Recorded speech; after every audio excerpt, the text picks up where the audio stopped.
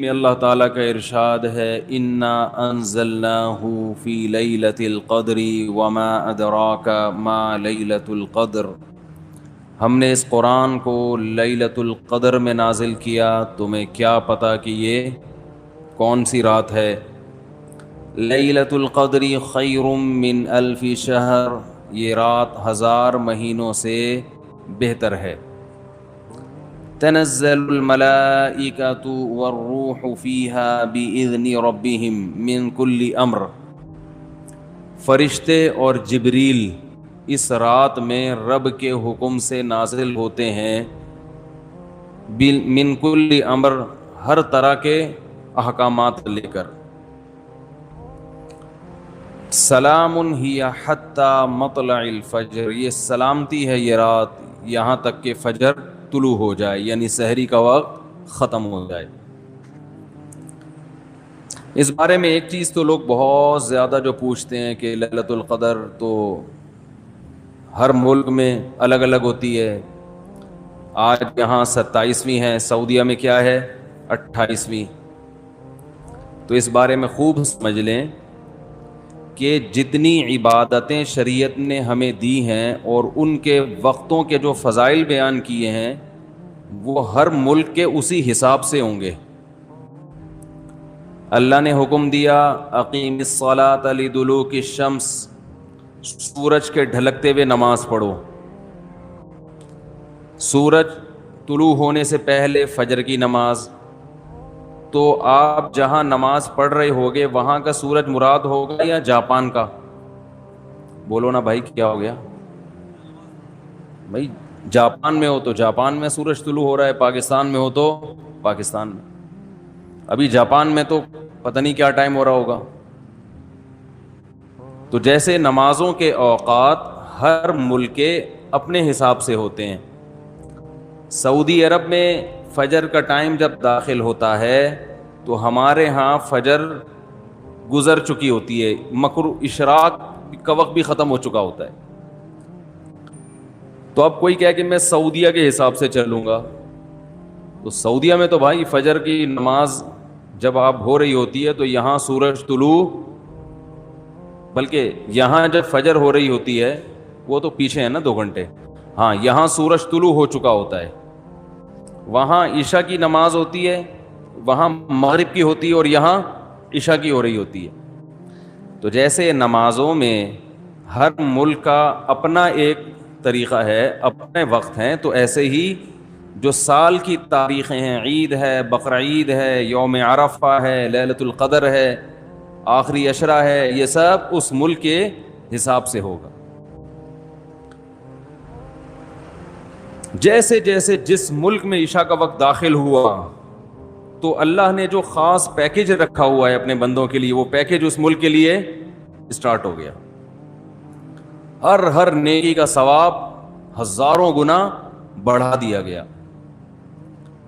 تو لیلۃ القدر رمضان کے آخری عشرے میں، اور رمضان کے آخری عشرے میں طاق راتوں میں امکان زیادہ، اور 27ویں میں اور بھی زیادہ۔ سمجھ رہے ہیں بات کو؟ اور آج کون سی رات ہے؟ 27ویں رات ہے۔ تو اس بات کا بہت امکان ہے کہ آج کون سی رات ہو؟ لیلۃ القدر۔ اس رات میں جس ملک میں یہ رات ہوگی وہاں فرشتوں کا نزول ہوگا، اور خاص طور پر جبریل علیہ السلام کا نزول۔ جیسے پیغمبروں میں سب سے افضل پیغمبر محمد صلی اللہ علیہ وسلم ہیں، تو فرشتوں میں سب سے افضل فرشتے کون سے ہیں؟ جبریل، جن کو اللہ نے روح الامین قرار دیا، مقدس روح۔ روح کیوں کہا؟ روح اس لیے کہا کہ روح جب ہماری باڈی میں ہوتی ہے تو ہماری باڈی زندہ ہوتی ہے، تو جبریل علیہ السلام ہماری روح کے لیے، روح کو طاقت بخشنے کا ذریعہ بنتے ہیں، کیونکہ وہ وحی لے کر آئے، اور وحی سے ہماری روحانی قوت، بولو نا بھائی، بڑھتی ہے۔ روحانی قوت کس سے بڑھتی ہے؟ وحی سے۔ عبادات ہمیں پتہ چلی وحی کے ذریعے، روزے ہمیں پتہ چلے وحی کے ذریعے۔ یہ آسمان سے کون سارے پیغام زمین پر نبی کے پاس لے کر آیا؟ جبریل علیہ السلام۔ جبریل نے نبی کو بتایا کہ شہر رمضان الذی انزل فیہ القرآن، اللہ کا کلام جبریل نے لیا اور جبریل علیہ السلام نے ہمارے نبی صلی اللہ علیہ وسلم کے دل پہ یہ کلام نازل کیا۔ تو ہمیں جو پتہ چلا کہ رمضان میں روزے رکھنے ہیں، یہ ہمیں نبی سے پتہ چلا، اور نبی کو کس سے پتہ چلا؟ جبریل علیہ السلام سے۔ نماز کا ہمیں پتہ چلا نبی سے، اور نبی کو کہاں سے؟ کیا ہو گیا بھائی، پرابلم؟ تو نبی کو کہاں سے پتہ چلا؟ جبریل علیہ السلام سے۔ تو ہر جتنی بھی وحی آ رہی ہے نا، وہ ساری ڈائریکٹ کہاں سے؟ جبریل کے ذریعے۔ تو ان کے ذریعے ہماری روح کو کیا مل رہی ہے؟ تقویت، طاقت مل رہی ہے روح کو۔ تو وہ کیونکہ یہ رات روحانی ترقی کا ذریعہ ہے، تو اللہ نے اس رات میں جبریل علیہ السلام کو زمین پہ اتارا تاکہ جس فرشتے کی مناسبت ہے نا اس رات سے، وہ فرشتے اس زمین پر نازل ہوں۔ دیکھو بھائی، لیلۃ القدر میں جو دعا ہم نے مانگنی ہے، اس میں سب سے زیادہ فوکس اس دعا کو کرنا ہے کہ ہماری زندگی سے گناہ چھوٹ جائیں۔ لوگ گناہ چھوڑنے کے لیے تیار نہیں ہیں۔ پچھلی امتوں پر جو اللہ کی طرف سے عذاب آئے، وہ تہجد چھوڑنے کی وجہ سے نہیں آئے، اشراق چھوڑنے کی وجہ سے نہیں آئے۔ وہ جو عذاب آئے تھے وہ گناہ کی وجہ سے آئے تھے۔ قوم لوط علیہ السلام پر عذاب کیوں آیا؟ لڑکوں سے فیلی کا گناہ کر رہے تھے۔ قوم سمود پر عذاب کیوں آیا؟ ناپ تول میں کمی، تنخواہ پوری لیتے، کام ادھورا کرتے۔ آج ہر آدمی یہی کر رہا ہے، دفتر میں کام پورا نہیں کرے گا، تنخواہیں پوری لی جا رہی۔ پولیس میں سب سے ایماندار وہ آفیسر سمجھا جاتا ہے جو رشوت نہیں لیتا، حالانکہ اتنا کافی نہیں ہے، بلکہ یہ بھی ضروری ہے کہ اپنی ڈیوٹی ٹائم پہ دیتا ہو۔ بھائی رشوت لینا بھی حرام ہے، لیکن کام کیے بغیر تنخواہ لینا کہاں سے جائز ہو گیا ہے؟ بھائی گورنمنٹ کے اداروں میں جو اسکول اور یونیورسٹیاں ہیں، وہاں پروفیسر حضرات اور ٹیچرز اگر وہ دل جمعی کے ساتھ بچوں کو نہیں پڑھا رہے ہیں اور سیلری پوری لے رہے ہیں، تو وہ سیلری قوم سمود میں داخل ہوگا کہ نہیں ہوگا؟ کہ کام ادھورا، اور جب حق لینے کی باری آئی پورا، اور دینے کی باری آئی تو اس میں ڈنڈی مارتے ہیں۔ کتنا قرآن مجید نے والدین کا حق بیان کیا ہے۔ لا تقل لہما اف، اف بھی نہیں کرنا ہے، بہت زیادہ قضا کا لفظ استعمال کیا۔ تیرے رب نے فیصلہ کر دیا کہ ماں باپ سے اچھا سلوک کرنا ہے، فیصلے کا لفظ استعمال کیا۔ کہتے ہیں نا عدالت نے فیصلہ سنا دیا، اس کی ویلیو ہوتی ہے۔ ایک جگہ فرمایا ووصینا، وصیت کر دی ہے۔ وصیت کہتے ہیں مرتے ہوئے جو انسان جو بات کہہ کے جا رہا ہوتا ہے۔ اللہ پر تو موت نہیں آئی، لیکن اللہ کہہ رہے ہیں اتنی تاکید سے یہ بات کہہ رہا ہوں جیسے کوئی دنیا سے جانے والا تاکید سے کہتا ہے نا، تو وہ معمولی حکم نہیں ہوتا، بہت سخت آرڈر ہوتا ہے۔ تو والدین کے بارے میں بھی اللہ نے کہا معمولی حکم نہ سمجھنا، بہت شدید آرڈر دے رہا ہوں کہ والدین کے ساتھ اچھا سلوک کرنا ہے، خدمت کرنی ہے۔ ایسے لوگ ہیں 10 سال سے والد صاحب قومے میں گئے ہوئے ہیں، خدمت کر رہے ہیں ان کی وہ۔ اور ایسے لوگ بھی میں نے واقعہ سنایا تھا نا پچھلے ہفتے کا، اپنے باپ کو لے کے جا رہے ہیں ہاسپٹل، باپ بول رہا ہے زیادہ، تو ابا کو کہہ رہا ہے ابا چپ کر جاؤ ورنہ عیدی سینٹر میں جمع کرا دوں گا، چپ کر جاؤ ورنہ اولڈ ہوم میں جمع کرا دوں گا، زیادہ نہیں۔ یہ بہت گھٹیا جملہ ہے، بہت غلیظ جملہ ہے یہ۔ آپ نہیں کہہ سکتے باپ کو یہ جملہ، وہ جو مرضی بولے، آپ نے بہرحال اس کی خدمت کرنی ہے، ماں کی بھی اور باپ کی بھی، بہت بڑا حق ہے۔ تو لیلۃ القدر میں ان گناہوں سے توبہ کرنی ہے۔ اگر توبہ کی توفیق نہیں مل رہی تو اللہ سے توبہ کی توفیق مانگنی ہے کہ اللہ میرے باپ کے ساتھ میرا سلوک اچھا نہیں ہے، تو مجھے باپ کے ساتھ نرم لہجے میں بات کرنے کی توفیق عطا فرما۔ مائیں بیٹیاں ماؤں کے ساتھ اچھا سلوک نہیں کرتی، گریبان پکڑتی ہیں ماؤں کا، تانے دیتی ہیں۔ کہیں شادی ہو گئی نا بچے کی غلط سسرال، ماں کو تانے دیں گی آپ نے کرایا یہ۔ او بھائی ماں کب بیٹی کے لیے برا سوچتی ہے؟ مقدر میں تھا، ہو گیا، آپ نے کیا یہ آپ کی وجہ سے ہوا ہے۔ بہت غلیظ جملہ ہے۔ گانے دیے جا رہے ہیں, برا بلا کہا جا رہا ہے. تو اللہ سے ان بیٹیوں نے ہاتھ اٹھا کے توبہ کرنی ہے, اے اللہ ماں کے ساتھ بدسلوکی اس جرم سے میں توبہ کرتی ہوں, اے اللہ تو مجھے اس توبہ پر قائم رہنے کی توفیق عطا فرما دے. نبی صلی اللہ علیہ وسلم نے فرمایا وہ عورت جنت میں داخل نہیں ہو سکتی جس کی موت اس حال میں ہو کہ اس کا شوہر اس سے راضی نہ ہو. کتنی خواتین ہیں, شوہر بیسک حقوق ادا کر رہا ہے مگر اس سے تمیز سے بات بولو بھائی نہیں کرتی. سب سے بڑا حق تو والدین سے اطاعت میں تو اللہ نے عورت کے لیے شوہر کا حق والدین سے بھی زیادہ کر دیا. ہم تو انگریز تھوڑی ہیں کہ ہر آدمی اپنے اپنے طریقے کی زندگی گزار رہا ہے. وہاں میاں بیوی کا تعلق ایک قانونی ہوتا ہے, وہ تمیز سے بات کرو تو ہم بھی کریں گے, نہیں تو تم بھی نکلو یہاں سے, ہم بھی نکلو. کوئی ریلیشن تھوڑی ہے. سوشل ڈسٹینس کے پیپر لیے ہوئے ہیں میاں بیوی نے عدالت سے, میاں ادھر سوئے گا, بیگم ادھر. کوئی پوچھے بھائی وہ ادھر کیوں سو رہا ہے, تم ادھر کیوں سو رہے, بھائی ہمارے پاس ڈاکومنٹس ہیں, گورنمنٹ نے ہمیں اجازت دی ہے کہ ہمارے آپس میں اختلافات, تم وہاں سو گے تم وہاں, تو بھائی وہ تھوڑا باہر نکل کے گلی میں سو جا پھر تو. یہ کوئی ریلیشن ہے؟ عجیب پاگلوں والی زندگی ہے. تو کتوں کو گلے لگا رہے ہیں, انسان سے دور. تو قربانی دینی پڑتی ہے رشتے نبھانے کے لیے. تو شوہر کا بہت بڑا حق ہے کس پر؟ بیوی پر. عورت کو وفا کرنی ہے اپنے شوہر کے ساتھ.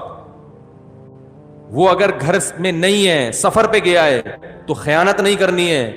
ایسے شخص سے بات نہیں کرنی ہے جس سے آپ کا شوہر بات کرنے سے خوش نہیں ہوتا.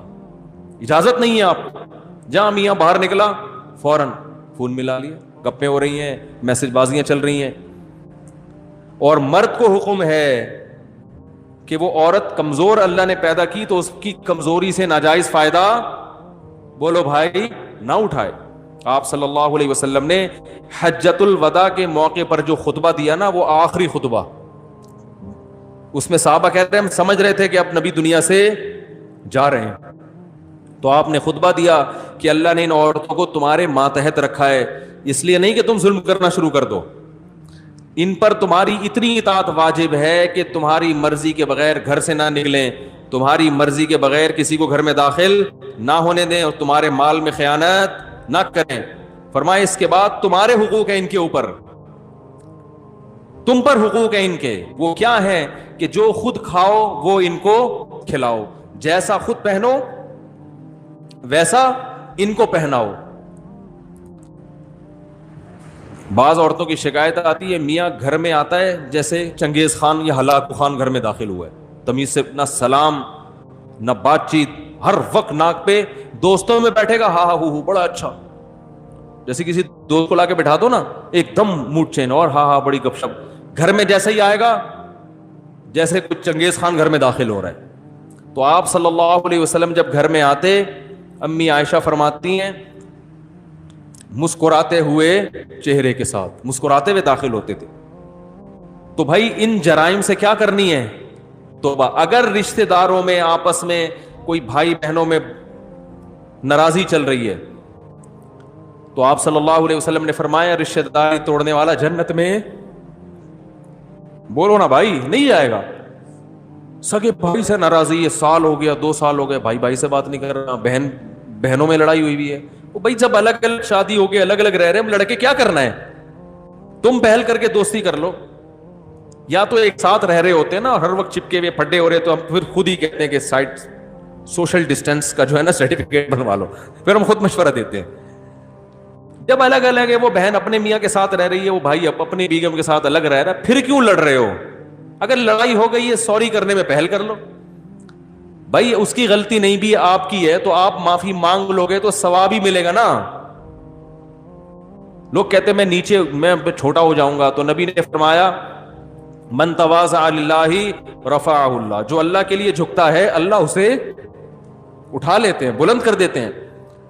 تو رشتہ داری جوڑنے کے لیے اپنے خونی رشتوں کو ہدیہ دینا سیکھو. خونی رشتوں, پیسے, سمجھ رہے ہو, دعوتوں سے دوستی نہیں ہوتی. لوگ کیا کرتے ہیں, آج بہن کو عید پہ ہم نے دعوت پہ بلا لی, بہت اچھی بات ہے, بلائیں بہنوں کو. اصل چیز ہے کیش, یہ دینا چھوڑ دیا کیونکہ اس سے جان نکلتی ہے.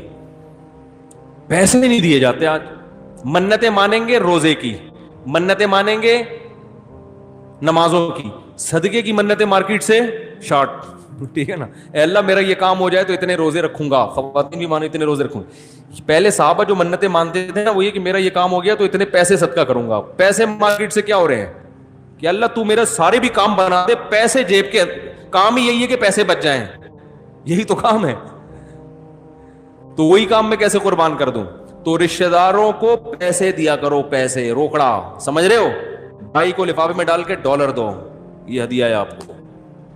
اگر وہ اپنی توہین محسوس کرتا ہے, چھوٹا بھائی مجھے کیوں ہدیہ دے رہا ہے, سائٹوں سے بھجوا دو. کسی دوست کو بولو یہ تم دے دینا, میرا نام نہیں آنا چاہیے. نہیں آ رہی میرا خیال ہے بات سمجھ. بہنوں کو ہدیہ دے دیا کرو. زکوٰۃ دے رہے ہوتے ہیں بہنوں کو, ٹھیک ہے زکوٰۃ بھی دینا جائز ہے, ثواب ملے گا, لیکن زکوٰۃ دینے کا مقصد ہوتا ہے کہ اب اپنی ذمہ داری ہماری کیا ہو گئی پوری. بھائی زکوٰۃ تو غریبوں کا حق ہے, بہن غریب ہے تو ایک تو اس لحاظ سے, لیکن بہن کا حق تو اس لحاظ سے بھی ہے کہ وہ بہن ہے, اس کو تو زکوٰۃ کے علاوہ بھی دو نا بھائی. تو خونی رشتوں کا جو حساب کتاب ہے وہ کیا ہو رہا ہے, ختم. ایک بات میں خواتین سے کہتا ہوں, آپ کے بچوں پہ اگر آپ کا دیور ہاتھ اٹھائے تو آگے سے بولا مت کرو. بچے پہ باپ کا بھی حق ہے, چچا کا بھی حق ہے تربیت میں. وہ بھی تو لگتا ہے نا کچھ. چچا نے اگر اپنے بھتیجے پہ سختی کی, ڈانٹ دی, تو بچے کو یہ نہ سکھایا کرو کہ تم کون ہوتے ہو میری اولاد پہ ہاتھ اٹھانے والے. بچے کو بتاؤ کہ یہ بھی آپ کے چاچو ہیں, ان کا بھی رشتہ ہے, یہ بڑے ہیں. اگر انہوں نے کبھی ہاتھ اٹھا لیا, کبھی سختی کر لی, تو بیٹا برداشت کرنا ہے. فوراً لڑائی شروع ہو جاتی ہے. دیور نے ہاتھ اٹھا کے مارا تو اپنے میاں کو بتاتی ہیں بھائی آپ تو چلو باپ ہو, یہ کون ہوتا ہے ہمارے معاملات میں دخل اندازی کرنے والا. وہ پھر کبھی بھی دخل اندازی نہیں کرے گا. کہے گا جاؤ تمہارے بچے تم سنبھالو. پھر وہ جب بھتیجی بڑی ہوگی, اس کی شادی بھی فکر ہوگی, بھائی تمہاری ٹینشن ہے, ہماری ٹینشن. ارے بول لو نا یار, نہیں ہے ہماری ٹینشن نہیں. پھر جب وہ بیٹا بڑا ہوگا, اس کو روزگار کی ضرورت ہوگی, چاچو بولے گا تمہاری ٹینشن ہے, میری ٹینشن نہیں ہے. میں کیوں تعاون کروں بزنس میں اس کے ساتھ, میں کیوں جاب دلواؤں, میرے تعلقات ہیں, میں کیوں دلواؤں, میرا کیا ہے. ہاتھ تو اٹھانے دیا نہیں, اس وقت غیر تھا, اب اپنا کیسے بناؤں. ہم تو بھائی اپنے باپ سے بھی پٹے ہیں الحمدللہ, ابا سے تو بہت ہی پٹے ہیں تمیز سے, طبیعت سے. اماں سے بھی پٹے ہیں, بھائیوں سے بھی پٹے ہیں. اور ہمارے بچے ہیں, ہمارے بھائی ان کو ڈانٹ دیں, ہم نے تو کبھی نہیں کہا کہ بھئی کیوں. ہم تو کہتے ہیں آؤ کبھی ڈانٹو کبھی پیٹو. اپنے بھائیوں کو ہمارا ابھی بھی بیان سننے میں تو بھائی کبھی کٹ لگائیں یار بچوں کی, ہمیں بھی اچھا لگے گا, بچوں کو احساس ہوگا بھائی یہ بھی کچھ لگتے ہیں. تو خواتین سے محبت کی کا حکم ہے, ان کو باپ بنانے کی اجازت بولو بھائی نہیں. اگر آپ کی بیوی آپ کے بھائی کو بچوں پہ سختی کرنے یا نصیحت کرنے نہیں دے رہی, تو بیگم کو بتاؤ بیگم اس میں تمہارا نقصان ہے, اس سے ریلیشن کیا ہوگا, کمزور. ریلیشن کمزور ہو جائے گا اس سے. کل میں زندہ رہتا ہوں نہیں رہتا کس کو پتا ہے, میں مر جاتا ہوں تو یہی باپ بن کے پالے گا اس کو. بھائی پالتے ہیں نا, چچائی تو پالتے ہیں پھر. تو اسی طرح ماموں ہے, ہم تو بھائی اپنے ماموں سے تک ڈانٹ کھاتے ہیں, اب تک ڈانٹ کھاتے ہیں. کبھی ہمارے ماموں نے آگے ڈانٹا ہو تو ہمارے ابا کو شکایت نہیں ہوئی, ابے تم کون ہوتے ہو آ کے سر ہیں, میرے بچے ہیں سسرال کا, میں اپنے سسرال کی انٹرفیئرنس برداشت نہیں کروں گا. یہ اب کے ڈائلاگ ہے, پرانے زمانے میں اس کو بد اخلاقی سمجھی جاتی تھی, بدتمیزی سمجھا جاتا تھا اس کو. کیسے سمجھائیں بھائی, کاش پولیس کی سمجھ میں آ جائے تو پھر پولیس سمجھائے گی آپ کو, لیکن ان کو بھی سمجھانا بہت مشکل ہے. تو ماموں بھی بڑا ہے بھائی, وہ آپ کی ماں کی طرف سے بڑا ہے نا. ماموں نے آ کے بھانجوں پہ ہاتھ اٹھا لیا تو شوہر بچوں کے باپ کو تکلیف ہو کہ تمہارے بھائی میرے بچوں پہ سختی کیوں کر رہے ہیں. بھائی تمہارے بھائی اس کے بچوں کے ماموں لگتے ہیں, تو ماموں کا حق ہے کہ بھانجوں کو سلواتیں سنائے, ڈانٹے. پٹھانوں میں ایک چیز بڑی اچھی ہے, کوئی بھی کوٹ کے چلا جائے, خاندان میں سب کو کیا ہوتی ہے, ٹائٹ ہے بالکل, فیملی ریلیشن بڑا مضبوط ہے. آپ کے پی کے جائیں پشاور اور یہ سوات وغیرہ, میں تو جاتا رہتا ہوں نا.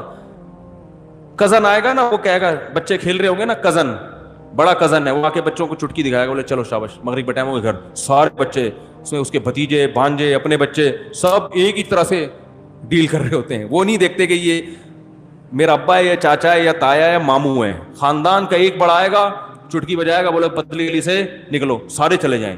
کیونکہ خاندان کے سارے بڑوں کو باپ جیسا رائٹ ہی حاصل ہے, سارے ننیال کو ماں کے حقوق ہیں اور سارے ددیال کو باپ کے حقوق. تو یہ اللہ نے رشتہ داری جوڑنے کو فرض قرار دیا ہے, تو اس کو بھی کریں کہ بھائی اپنے خاندان میں اپنے بچوں کو بڑوں کا ادب سکھائیں, ان کو ورغلائیں نہ کریں. ہاں کبھی سختی کر لے تو الگ سے لے جا کے سمجھائیں, بھائی ایک چماٹ کافی تھا, 6 بلا وجہ لگا دیا آپ نے, الگ بچے کے سامنے نہیں.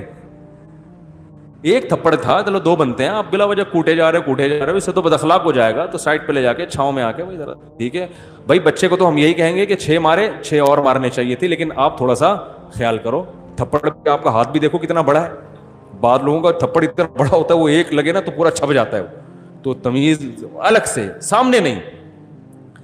تو رشتہ داری توڑنے کا جرم ہمارے معاشرے میں ہو رہا ہے, بینکوں میں سود لینے کا جرم ہو رہا ہے, سودی بینکوں میں سودی ملازمت کا جرم ہو رہا ہے, رشوت لینے کا جرم ہو رہا ہے, لڑکوں سے بدفعلی, لڑکیوں سے حرام دوستیاں, زنا, یہ سارے ہمارے معاشرے کے جرائم ہیں.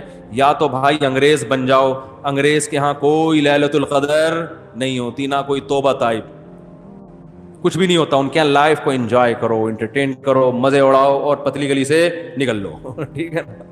تو اگر یہ نظریہ ہے تو جتنی ٹینشن مذہب کی لی ہوئی ہے اتنی ٹینشن لینے کی بھی ضرورت نہیں. پھر تو نہ رمضان, نہ شوال, نہ تراویح, نہ عید. پھر کیا عید چاند 29 کا ہوتا ہے, 30 کا ہوتا ہے, پھر کیا کرنا ہے جب روزانہ عید ہے نا. پھر تو کل سے ہی پراٹھے کھانا شروع کر دو دن میں, آج 27ویں رات ہے, کل 27واں روزہ ہے, کل صبح اٹھ کے کھاؤ طبیعت سے پھوڑو. انگریز تو سارے انگریز صبح اٹھ کے روزہ رکھیں گے, کل ہیں پھوڑیں گے, برگر کھائیں گے, پیزا کھائیں گے, ان کو تھوڑی اس سے ٹینشن ہے رمضان کیا ہے, شوال کیا ہے, حج کیا ہے, حج ہوگا کہ نہیں ہوگا. لوگ پوچھ رہے ہیں نا, گورے نے کبھی پوچھا حج ہو رہا ہے کہ نہیں ہو رہا, کہتے ہیں بھائی تمہاری ہڈی کا ہمارا نہیں ہے. تو یا تو مکمل گورے بن جاؤ, اور اگر مکمل گورے نہیں بن سکتے تو بھائی اگر آخرت پر ایمان ہے تو پھر بڑے بڑے جرائم, انٹرنیٹ پر بیہودہ فلمیں دیکھی جا رہی ہیں. کچھ چیزیں ایسی ہیں, بس یہ آخری بات کر کے بیان ختم کرتا ہوں, کچھ چیزیں ایسی ہیں جن کی باڈی کو لت پڑ جاتی ہے, تو ان میں صرف توبہ کافی نہیں ہوتی, کسی سے کاؤنسلنگ کی ضرورت ہوتی ہے. جیسے چرس کی عادت پڑ گئی یا ہیروئن کی عادت پڑ گئی, کسی ہیروئن جی نے ہمارا بیان سنا اور توبہ کر لی جا کے, آئندہ ہیروئن نہیں پیوں گا, تو کیا خیال ہے نہیں پیے گا آئندہ؟ وہ تو ابھی پی کے آیا تھا نا, اس لیے توبہ کر لی, ابھی تو ٹھنڈا ہوا ہے.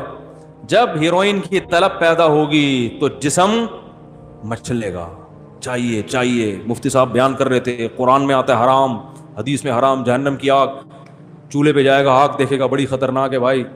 لیکن جو آگ اندر جل رہی ہے تو یہ باڈی کی ریکوائرمنٹ ہوتی ہے. تو ایسے ہیروئن چی کو کہا جائے گا بھائی ہیروئن سے توبہ بھی کرنی ہے اور فوراً قریبی ڈاکٹر سے رجوع بھی کرنا, کہ وہ ہیروئن کے علاوہ کوئی ایسا ٹیکا فی الحال لگا دے, چرس پہ لے آئے, ٹھیک ہے, چرس تھوڑی سی خالص چرس پہ لا دے آپ, وہ آہستہ آہستہ آہستہ آہستہ کیا کرے گا, چھڑوائے گا. تو جن لوگوں کو انٹرنیٹ پر فحش فلموں کی عادت پڑ جاتی ہے, یہ عادت باڈی کی ریکوائرمنٹ ہوتی ہے. پھر وہ توبہ کر بھی لیتے ہیں نا تو تھوڑے دنوں میں پھر خیالات, پھر ایک جسم جو ہے نا تڑپنا شروع ہوتا ہے. تو ایسے موقع پہ کسی اللہ والے سے اصلاحی تعلق بھی ضروری. اور میں ایسے نوجوانوں کو کہتا ہوں کسی ماہر نفسیات سے بھی رابطہ کرو جو خود یہ فلمیں نہ دیکھتا ہو, کیونکہ بعض ڈاکٹر خود ہی یہ کام کر رہے ہوتے ہیں, ان کو یہ برائی سمجھتے ہی نہیں ہے اس کو, کہنے کیا ہے نفسیات, انٹرٹین تھوڑا سا, وہ ان کے اپنے انگلش ہوتی ہے ان کی. بعض ڈاکٹر الٹا لوگوں کو الٹے کاموں پہ لگا رہے ہوتے ہیں, کہہ رہے ہیں یار اتنا بھی اسٹریس جو ہے نا لائف میں صحیح نہیں ہے, اسٹریس کو ختم کرنے کے لیے. حالانکہ اس سے اسٹریس ختم نہیں ہوتی, اسٹریس بڑھتی ہے. جیسے کوئی کہے اسٹریس ختم کرنے کے لیے ہیروئن پی لو, پینے کے بعد تو ایسی اسٹریس ختم ہوگی کہ آپ کو لگے گا دنیا میں مجھ سے زیادہ خوش کوئی ہے نہیں, لیکن اسٹریس اس سے بڑھتی ہے, پھر اور مانگے گا اور پھر اسٹریس سے ہی مر جائے گا وہ جا کے. تو ایسے ہی یہ جو فحش چیزیں دیکھی جاتی ہیں یہ اسٹریس کو وقتی طور پہ ختم کرتی ہیں, حقیقت میں یہ اسٹریس کو بڑھاتی ہیں. ایسا آدمی خوش نہیں رہ سکتا. تو کسی کو زنا کی عادت پڑ گئی اور کسی اور طرح سے اپنی خواہش پوری کرنے کی عادت پڑ گئی, انٹرنیٹ پر فحش فلمیں دیکھنے کی عادت پڑ گئی, تو توبہ بھی کرنی ہے اور ساتھ ساتھ علاج کے لیے جسمانی اور روحانی دونوں معالج سے رابطہ بھی کرنا.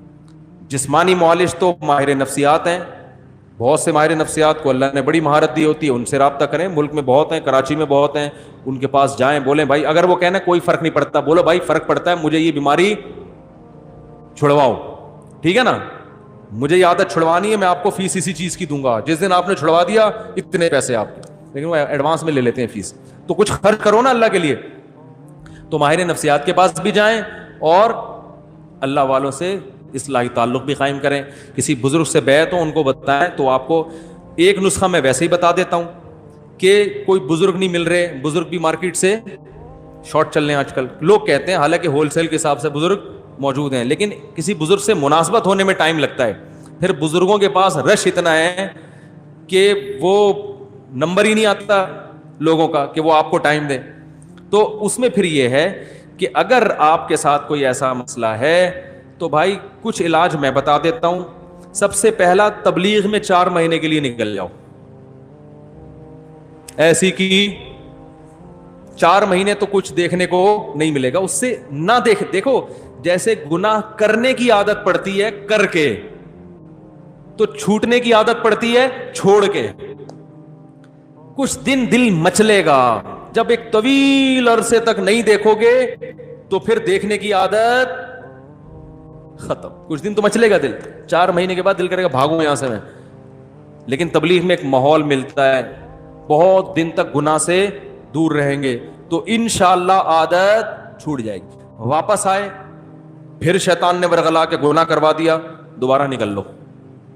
ایسی کی بولو نا, ایسی کی تیسی, ایسی کی تیسی اس لیے کہہ رہا ہوں کہ پھر کاروبار, دکان کا ہر بھاڑ میں جائے کاروبار. پہلے انسان کا بچہ تو بنے آدمی, وہ تھوڑا نقصان کر لو کچھ نہیں ہوتا. پڑھائی اگلے سال ہوئی, کورونا کی وجہ سے اگلے سال ویسے ہی ہو رہی ہے نا, تو ایک اپنی اصلاح کی وجہ سے ہو جائے گی. تھوڑی قربانی دو گے تو بھائی دین آئے گا. تو تبلیغ میں بہت فائدہ ہوتا ہے. ایک کام سمجھ میں آ گیا, یہ ان لوگوں کے لیے جن کو اصلاحی تعلق فی الحال میسر نہ ہو, ورنہ تو اصل تو یہ کسی شیخ سے, بزرگ سے بیعت ہو جاؤ. دوسرا کام یہ کرنا ہے کہ اپنے آپ کو بے لگام نہیں چھوڑنا ہے. آپ نے انٹرنیٹ پر بیہودہ فلمیں, فحش فلمیں دیکھنے سے توبہ کر لی, اور کوئی برائی سے توبہ کر لی, توبہ تو لازمی کرو, صحیح ہے نا, پکی ڈھکی توبہ. لیکن ایک ارادہ کرنا ہے کہ آئندہ مجھ سے اگر شیطان نے گناہ کروایا تو یہ گناہ فری میں نہیں پڑے گا. اپنے آپ کو بولو اس کی تمہیں قیمت, بولتے کیوں نہیں, دینی پڑے گی. اور قیمت اپنے جسم کو نقصان پہنچا کے بھی, اور اپنے آپ کو مالی نقصان بھی پہنچانا. سمجھ میں نہیں آ رہی بات؟ پینلٹی لگے گی بھائی, جرمانہ ہوگا. اب وہ ہر آدمی اپنی تنخواہ کے حساب سے, آپ کی تنخواہ 1 لاکھ ہے, 10,000 20,000, اور خرچے بھی دیکھو نا. پتہ چلا جرمانہ اتنا دے دیا کہ کھانے کے لیے گھر میں روٹی ہے نہیں, فلمیں ہی دیکھ رہے سارا دن بیٹھ کے, اب کوئی کرنے دھرنے کا کام ہے ہی نہیں. اتنا زیادہ جرمانہ نہ ہو کہ بچے متاثر ہوں, ان کی فیسیں ہی نہیں جا رہی, یا کوئی چھڑے چھاٹوں میں, یہ کنواروں میں زیادہ ان کے تو فیسوں کے مسئلے نہیں ہوتے, یہ زیادہ بیماری چھڑے چھاٹوں میں ہوتی ہے. اور جس چھڑے چھاٹ نے بیماری چھوڑی نہیں نا, کم وقت شادی کے بعد چھوڑتا نہیں ہے, پھر وہ دنیا چھوڑ دے گا, یہ بیوی چھوڑ دے گا, یہ بیماری نہیں چھوڑتا وہ. تو اپنے علاج کی فکر کرو, ورنہ قبر میں بھی یہی دل چاہے گا جن کو یہ لت پڑ جاتی ہے. تو کیا کرنا ہے, اپنے آپ کو سزا دینی, مالی بھی اور جسمانی بھی. جسمانی سزا, روزہ رکھ لے انسان, بھوکا پیاسا رکھے, صحیح ہے. یا روزہ نہیں رکھ سکتا, بھائی اگر مجھ سے یہ گناہ ہوا تو میں 24 گھنٹے کے اندر 50 رکعتیں یا 100 رکعتیں نوافل کے پڑھوں گا. وہ اتنے زیادہ بھی سزا نہ ہو کہ پڑھنا ہی مشکل ہو جائے, اتنی ہلکی بھی نہ ہو کہ سزا کا عنصر اس میں سے ختم ہو جائے. تو اصلاحی تعلق میں فائدہ ہوتا ہے کہ ہر بزرگ ہر ایک کے حالات دیکھ کر اس کے لیے خود سزا تجویز کرتے ہیں کہ آپ کی تنخواہ اتنی, آپ کم از کم اتنے پیسے صدقہ کرو. اب آپ نے اگر کہا کہ 5 روپے صدقہ کروں گا اگر مجھ سے گناہ ہوا, تو آپ کہو گے دیکھتے رہو, شام کو 100 روپے دے دوں گا, کیا جا رہا ہے 100 روپے میں. اور آپ نے کہا 5 لاکھ صدقہ کروں گا, تو بس ایک ہی دفعہ ہوگا صدقہ, اس کے بعد دوبارہ گناہ تو ہوگا, صدقہ نہیں ہوگا. تو وہ اپنے حالات دیکھ کر, نہ اتنا تگڑا جرمانہ ہو. بھائی لائف جا رہا ہے بیان, کتنے لوگ ہیں, چلو اچھی بات ہے, یہ کام کی بات ہے نا, لوگوں سنے. 5,000 روپے آپ نے اپنے اوپر متعین کر لیے کہ میں صدقہ کروں گا, ایک نارمل تنخواہ والے کے لیے یہ ٹھیک ہے. پھر یہ بھی دیکھنا ہے کہ یہ گناہ بار بار ہوگا تو بار بار صدقہ کرنا ہے, تو اتنی کیونکہ ایک دم سے نہیں چھوٹتی یہ چیزیں, حوصلے والے لوگ تو ہیں کہ چھوڑا تو بس چھوڑ دیا, لیکن ایسے حوصلے والے مارکیٹ میں شارٹ ہے نا. اصل تو حوصلہ یہ چھوڑ دیا تو چھوڑ دیا, ایسے مر جائیں گے نا, کوئی بات نہیں مر جائیں. جگر مراد آبادی نے شراب سے توبہ کی تھی تو بیمار ہو گئے, مرنے لگے, تو ڈاکٹروں نے کہا, حکیموں نے کہا کہ تھوڑی سی پی لیں. انہوں نے کہا مر جائیں گے نا تو کیا ہو گیا بھائی, جنت میں چلے جائیں گے. جب شراب سے توبہ جنت میں جانے کے لیے تو کی ہے, تو مر گئے تو اور کیا چاہیے. لیکن ایسا اسٹیمنا یہ جگر کا ہو سکتا ہے, جس کے جگر نہیں ہے ہر ایک کے پاس ایسا جگر ہوتا نہیں ہے. تو اصل تو یہ ہے, نہیں چھوٹ رہا تو بھائی فری شیطان کو بے لگام نہ کر دو, سزا دو. جیسے ہی گناہ ہوگا 2 رکعت توبہ کے ساتھ گڑ گڑانا بھی ہے کہ اللہ ہو گیا اب نہیں کروں گا. صحیح ہے نا. شیطان کہے گا پہلے بھی تو یہی کہا تھا اب نہیں کروں گا, دوبارہ یہی کہہ رہے اب نہیں کروں گا. تو شیطان کو بولے جب اللہ توبہ قبول کرنے کے لیے تیار ہے تو تیرے پیٹ میں مروڑ کیوں ہو رہا ہے. صحیح ہے نا. شیطان پتہ ہے توبہ چھڑوا دیتا ہے, کہہ رہے تیرے سے تو بار بار یہی کہہ کے جاتا ہے پھر کر لیتا ہے, تو چھوڑ اب نہیں کر. تو شیطان سے بول کہ جب گناہ کرتے ہوئے شرم نہیں آ رہی تھی, حالانکہ توبہ کر کے گیا تھا نا, تو توبہ کرتے ہوئے شرم کیوں آئے بھائی. شرم تو گناہ کرتے ہوئے آنی چاہیے تھی کہ ابھی توبہ کر کے گیا ہوں پھر گناہ کر رہا ہوں.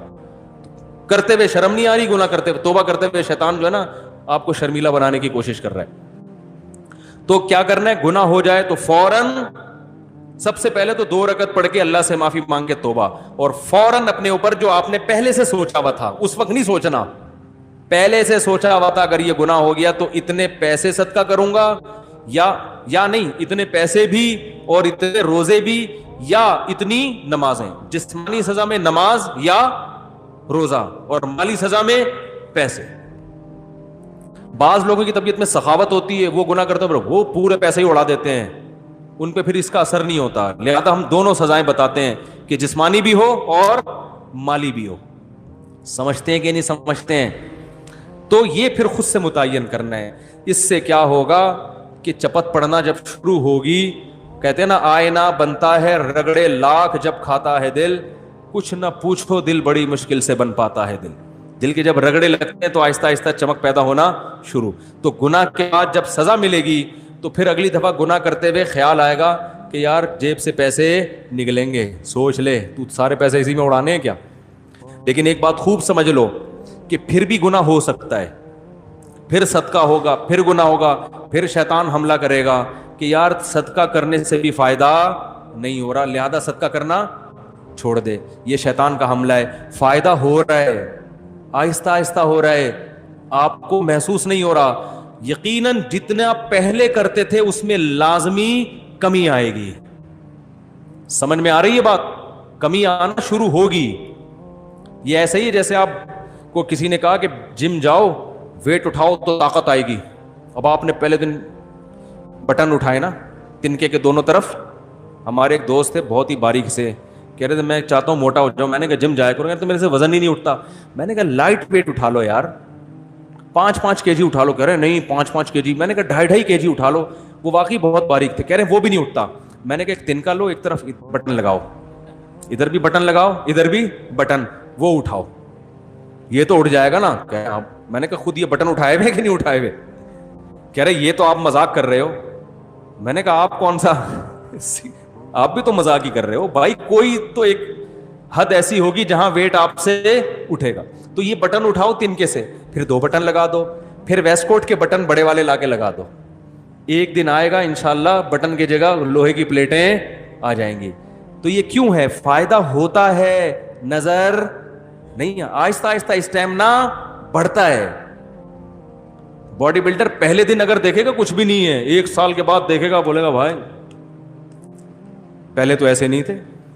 پہلے تو قمیض اتارتے تھے, ڈاکٹر کو ایکس رے کرنے کی ضرورت پڑتی نہیں تھی, یہیں سے نظر آ جاتا تھا پھیپڑوں میں کتنا پانی آیا ہوا ہے. ٹھیک ہے نا. تو آہستہ آہستہ ہوتا ہے. تو اسی طرح یاد رکھو, جب پینلٹی لگاؤ گے اپنے اوپر, جرمانہ دو گے, توبہ بھی کرو گے, لگے گا تو یہ کہ کوئی فائدہ نہیں ہو رہا, لیکن آہستہ آہستہ فائدہ. بھائی 10-15 سال کی عادت ہے, 2-4 سال تو لگ سکتے ہیں نا چھوٹنے میں. تو ہمت نہیں ہارنی, ٹھنی اس سے ہے دشمنی عمر بھر کی, کبھی وہ دبا لے کبھی تو دبا لے.